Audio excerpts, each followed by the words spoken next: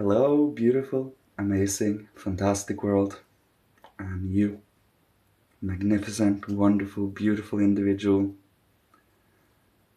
Today, I would like to speak about you do not need, or just not in a negative, infusing life with magic through imagination. You, you know what reality is, right?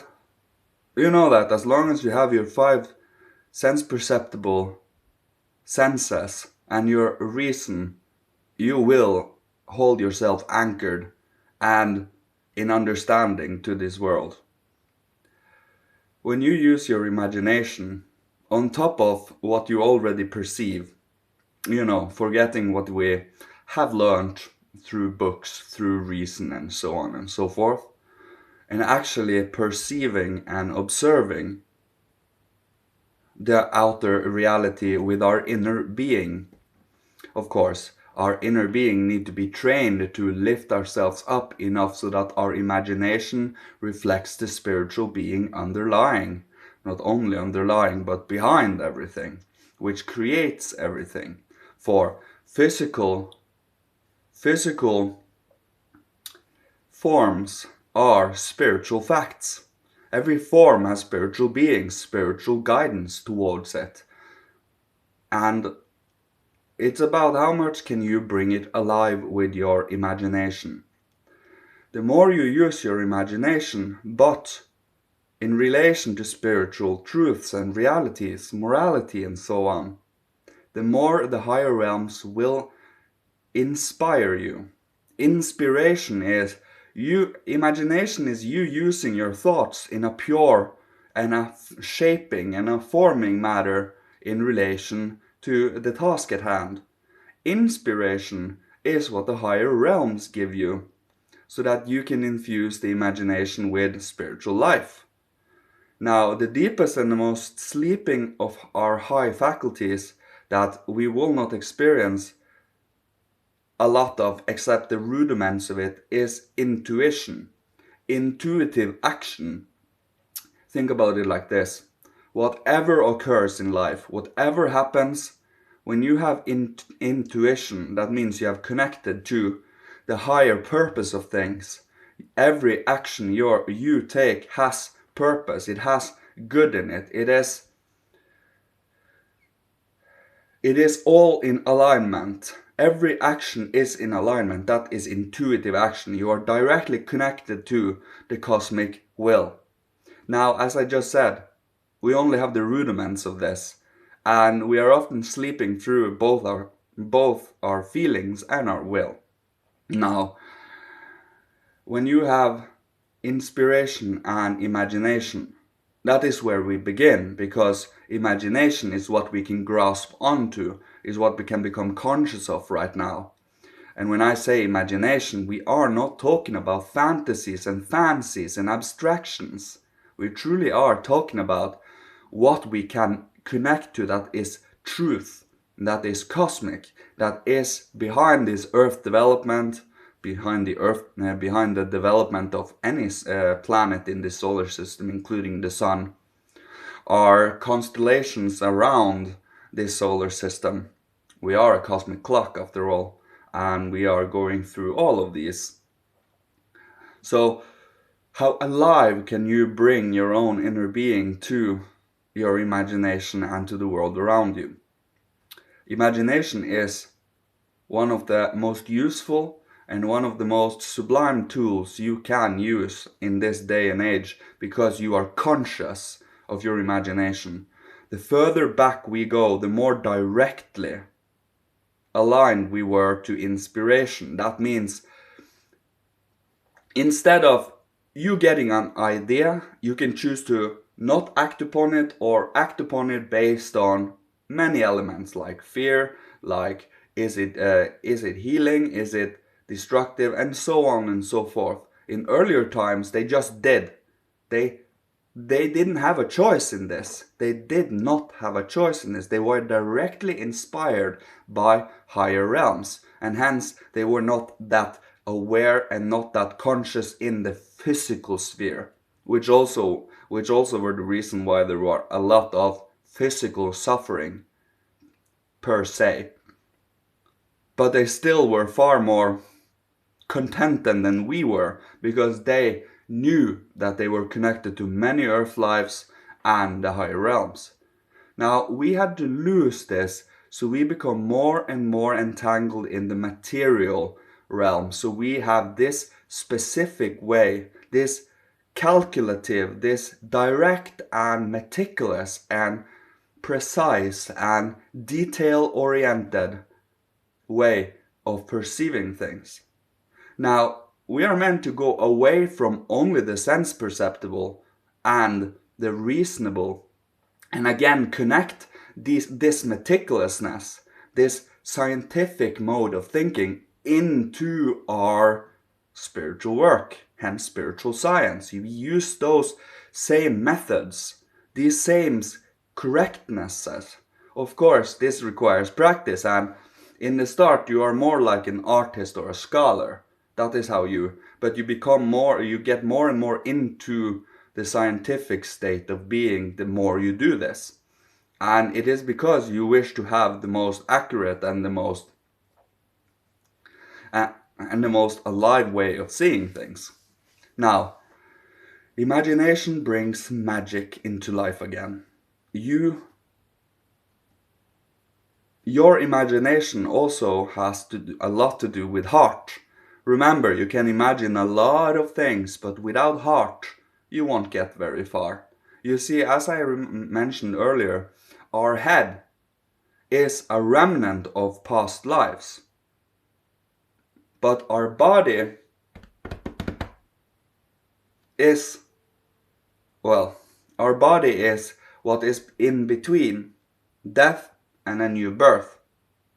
And then we have our will is new. It is, your will comes from this lifetime. That is the only thing that comes from this lifetime. Our thinking is past lifetimes, our feeling is in between death and a new birth, and will is in this lifetime. You see how intertwined we are in this threefold mess, or it's not really a mess when you can actually maneuver and get to understand these things, and it requires patience.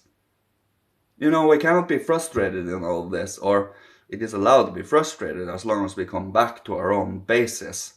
But yeah, you see, you cannot have spiritual and cosmic truths when you see all of this cosmos in one little booklet or pamphlet.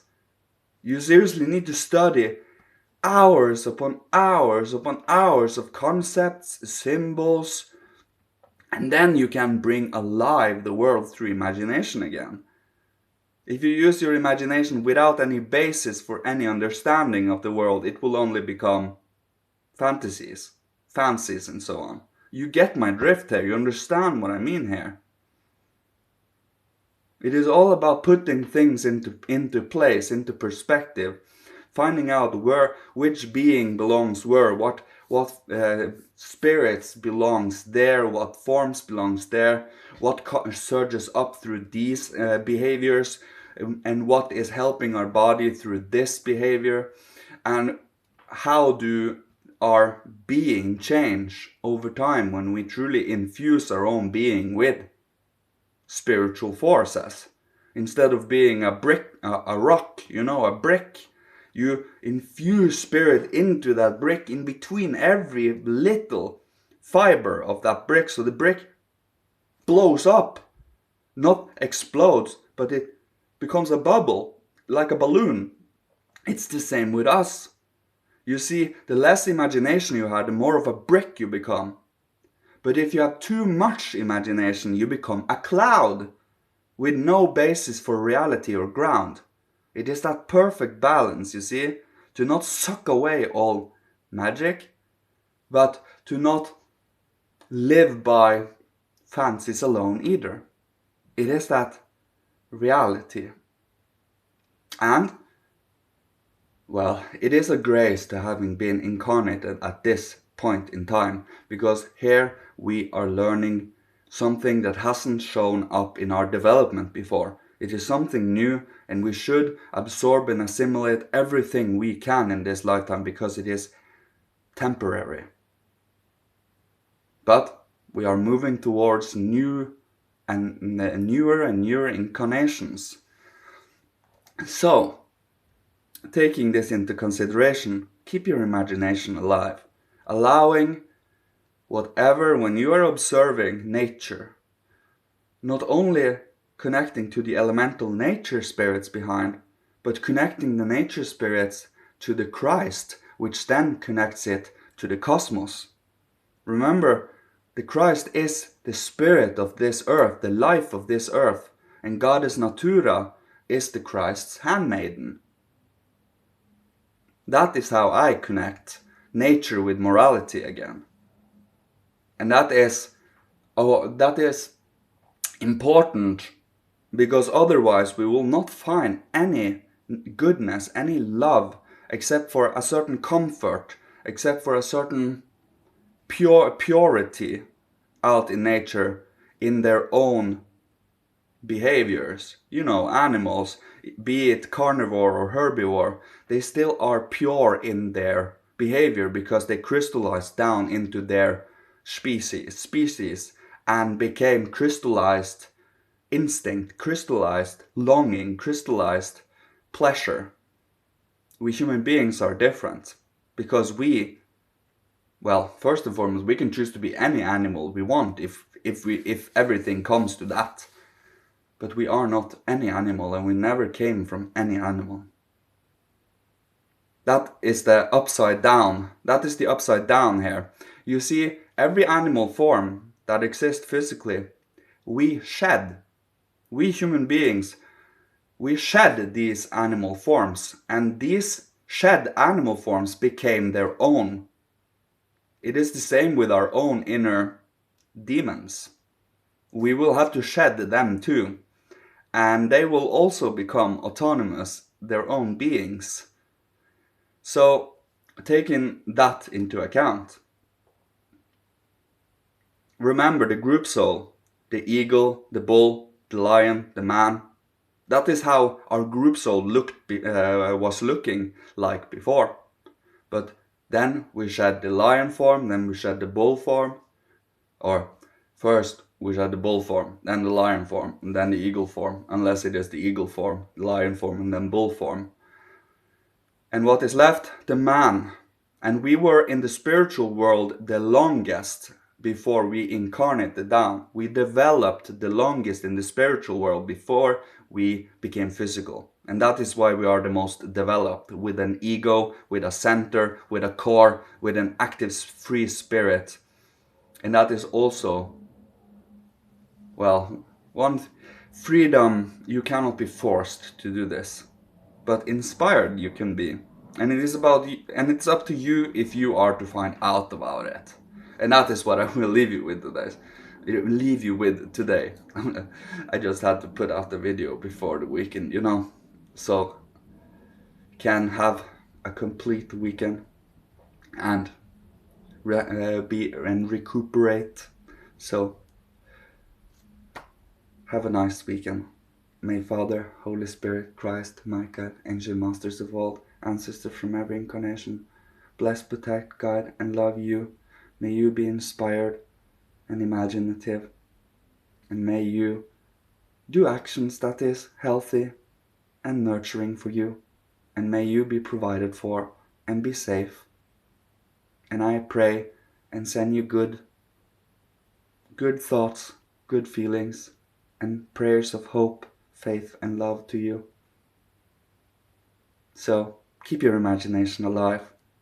Study a little spiritual content of any kind, truly. Any kind will lead you to a certain place in the end. I promise you. The more curious and seeking you are through the objective spiritual, the more you are guided towards. First you will have to study this, and then you will have to study that, and then you will have to go through this, and then you will have to go through that. And then in the end you will come to the highest point of spiritual development that has ever been put out in paper or in documents, anything. You will come to that point in the end. I promise you. But it takes time. It takes patience. It takes dedication, focus, intention, single-minded purpose, development, cosmic evolution, human evolution, individual evolution in the whole. So, I love you. Thank you so much. Goodbye.